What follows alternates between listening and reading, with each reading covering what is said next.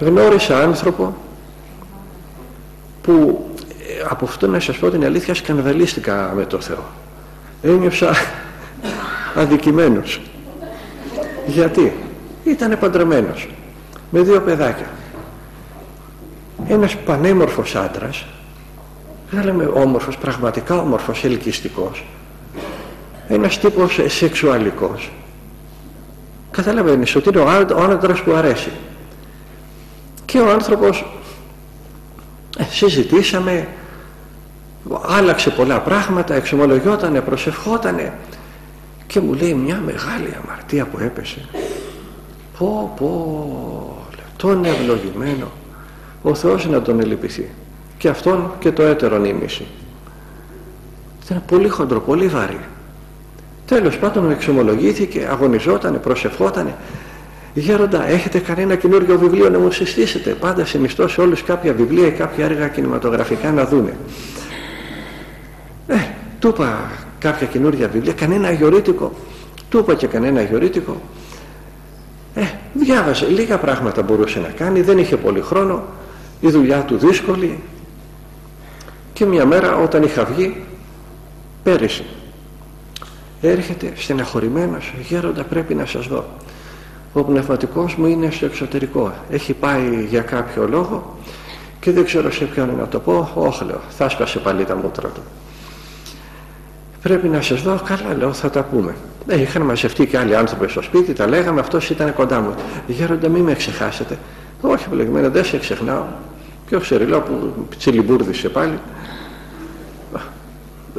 Η ομορφιά είναι και βάρος και σταυρός και κατάρα πολλές φορές. Και αυτός ήταν υπερβολικά ελκυστικός. Και λέω, πάλι την έκανε την βρωμοδουλειά. Τελικά έφυγε ο πολλής κόσμος, άντε πάμε για ύπνο. Είχαν ένα δωματιάκι ξεχωριστό, άντε λέω του πάμε μέσα. Πήγαμε, κάτσαμε, έκατσε εγώ. Αυτός να υδρώνει και να ξεϊδρώνει, να φυσάει και να ξεφυσάει. Άντε λέγε τώρα, του λέω, δεν θα μου πεις και τίποτα καινούργιο, δεν υπάρχουν καινούργιες αμαρτίες. Όλα τα ίδια κάνουν. Είχε έρθει μια φορά κάποιος στο κελί και είχε ένα καταλογάκι, καθόμασταν στο μπαλκόνι, συζητάγαμε.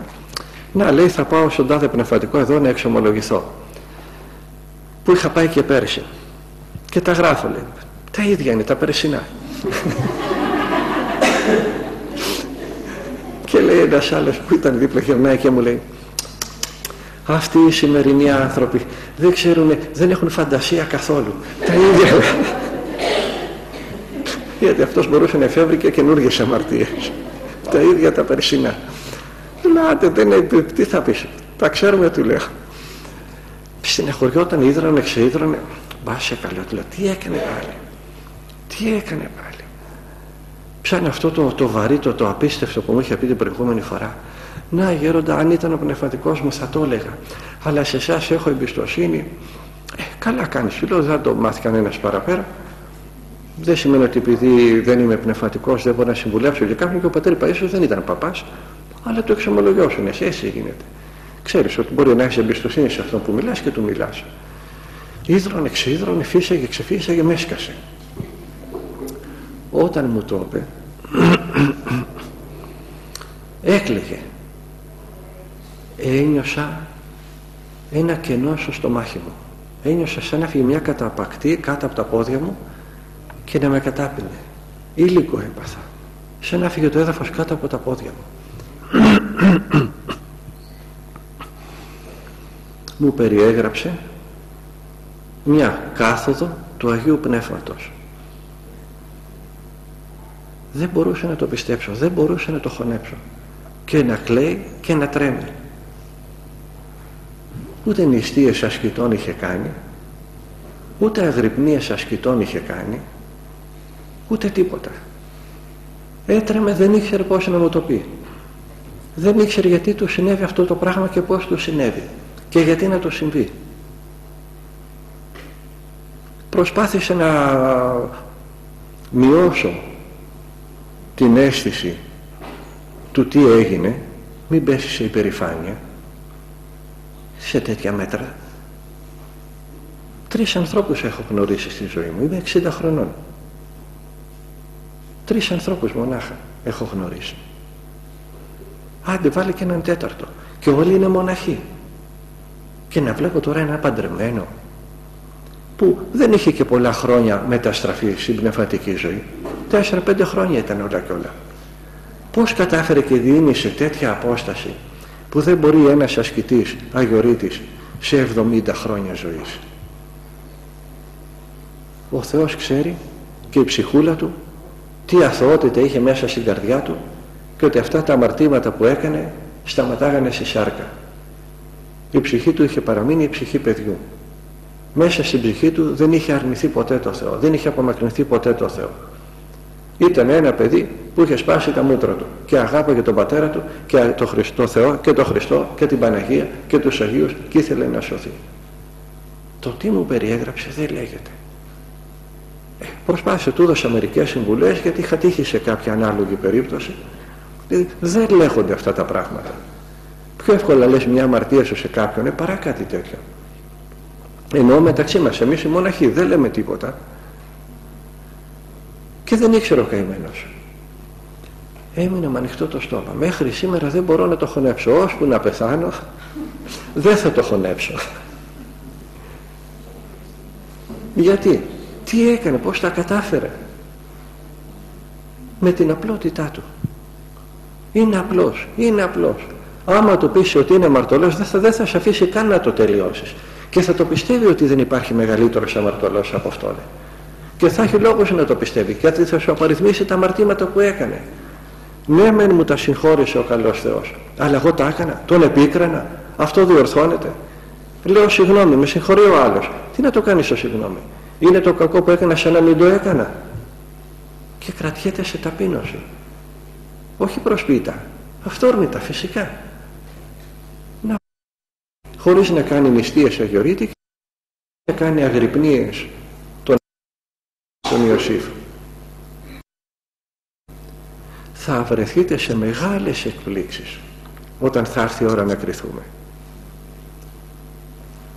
Είναι προορατικός ο πατήρ Παΐσιος, είναι διορατικός ο πατήρ Πορφύριος, είναι προορατικός και διορατικός ο Εφραίμ που είναι στην Αμερική, και όλοι ζητάνε τώρα διορατικούς και προορατικούς. Έρχονται στο Άγιον Όρος, γέροντα, πέστε μου, υπάρχει κάποιος σαν τον Παΐσιο ή σαν τον Εφραίμ ή σαν... του λέω, πάλι για μένα θέλεις να μιλάω? Δεν μπορώ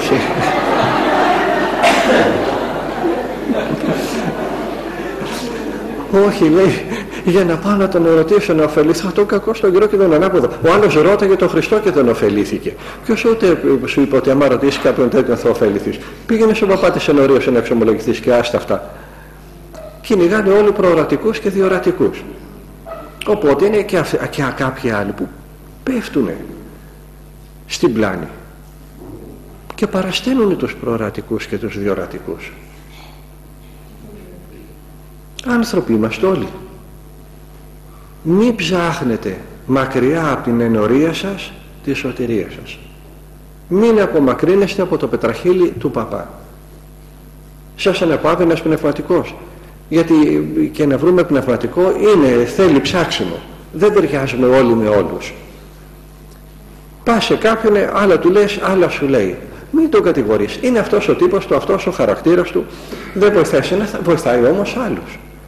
Πήγαινε, ρώτα κάποιον άλλον, συζήτα πρώτα μαζί του. Πάτερ, μπορώ να σας απασχολήσω για λίγο?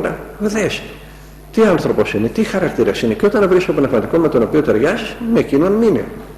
Μετά αν δεις ότι μένοντας με αυτόν κάμποσα χρόνια, εσύ πια έπαψες να ικανοποιήσεις, γιατί θέλεις κάτι περισσότερα και εκείνος δεν μπορεί να σου δώσει, άστονε και πήγαινε σε άλλον. Δεν σημαίνει ότι είναι κακός. Τόσα μπορούσε να σου δώσει και στα έδωσε, και θα δοξάζεις το Θεό γι' αυτό. Τώρα θα πας σε κάποιον άλλον που θα μπορεί να σου δώσει περισσότερα. Ψάξε πάλι. Δεν είναι κακό όταν αφήνεις το δάσκαλο του δημοτικού και πας στο δάσκαλο του γυμνασίου. Δεν είναι κακό όταν αφήνεις το δάσκαλο του γυμνασίου και πας στο δάσκαλο του λυκείου και μετά του πανεπιστημίου. Αρκεί να μην φεύγεις από το πνευματικό για δικούς σου λόγους. Ιδάλλως όλοι μπορούν να προσφέρουν μέχρι σε ενός σημείου. Όταν ήμουν φοιτητής, είχα πάει με ένα φίλο μου από εδώ. Πάνω μας είπαν για ένα πνευματικό. Μας βλέπει ο παππούλης, έρχεται, μου πιάνει το χέρι εμένα. αμέσως ο φίλος μου με κοιτάζει πονηρά. Πού θα είναι το μυαλό ενός 18 και 19 και 20? Στο πονηρό συνέχεια, στο σεξ. Λες και έχει όρεξη ο άνθρωπος, μετά τα καταλαβαίνεις. Επειδή είσαι κολλημένος εσύ, νομίζεις ότι όλοι σκέφτονται το ίδιο. Και αφού πήγε το μυαλό μας στο πονηρό, αρχίζει ο παππούλης τώρα να προσπαθεί να μας ωφελήσει. Όταν ο Άγιος Δημήτριος κοιμότανε, είχε δίπλα του και έναν φαντάρο. Λυθήκαμε εμείς. Να κοιμάσαι τώρα με ένα φαντάρο? Ήθελε να μας πει ο καημένος ο παππούς ότι είχε δίπλα του ένα στρατιώτη που κάθε λίγο και λιγάκι τον εσκούνται για τον Άγιο Δημήτριο να ξυπνάει, να μην πάθει σαρκική ρεύση στον ύπνο του. Τόσο πολύ πρόσεχε ο Άγιος τη σωματική καθαρότητα. Ωραία η σκέψη του παππούλη, ωραία αυτά που είπε. Όταν φύγαμε εμείς είχαμε κατουρηθεί από τα γέλια. Δεν μας ωφέλησε καθόλου. Γιατί ήμασταν φοιτητές, είχαμε διαβάσει Ντοστογεύσκη, είχαμε διαβάσει Νίτσε, είχαμε διαβάσει ό,τι ανοησία μας έπεφτε σε χέρια μας και ό,τι καλό μας έπεφτε σε χέρια μας. Αυτός ο παππούλης όμως που δεν ωφελούσε εμάς, τους διανοούμενους φοιτητές, ξέρετε πόσες χιλιάδες απλών ανθρώπων ωφελούσε και έσωζε? Πόσους ανθρώπους έστειλε στο παράδεισο? Απλώς δεν ήταν για μας. Εμείς θέλουμε κάποιον που να μας ταιριάζει. Γι' αυτό δεν είναι κακό να ψάχνετε να βρείτε πνευματικό. Και όταν κάποια στιγμή νιώθετε έτσι ότι δεν σας δένει κάτι με το πνευματικό, δεν αισθάνεστε άνετα, δεν αισθάνεστε ότι κάτι σας δίνει, θα δοξάσετε το Θεό και θα βρείτε κάποιον άλλον. Και θα τον αγαπάτε και θα τον βοηθάτε και θα τον λατρεύετε αυτό το πνευματικό που να πεθάνετε, γιατί σας κράτησε μέχρι εκεί και σας ωφέλησε μέχρι εκεί.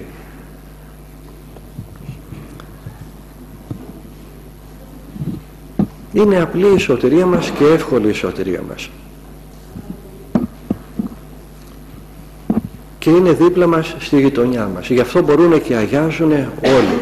Αυτός ο άνθρωπος εξομολογιότανε, κοινωνούσε, διάβαζε κανένα πνευματικό βιβλίο, στη δουλειά του, με τη γυναίκα του, να βρει δουλειά η γυναίκα του, το παιδί του, να αρρωσταίνουν τα παιδιά του. Η ζωή ενός παντρεμένου ανθρώπου στη σημερινή κοινωνία. Η απλότητα της καρδιάς του και η μετάνοια που έδειξε φέρανε το Άγιο Πνεύμα στη ζωή του. Ούτε μπορούσε να πιστέψει τέτοιο πράγμα. Μου περιέγραψε καταστάσεις που δεν περιγράφονται. Κάτι έχει γράψει ο Σιμεών ο νέος θεολόγος και λες τι είναι αυτά που γράφει.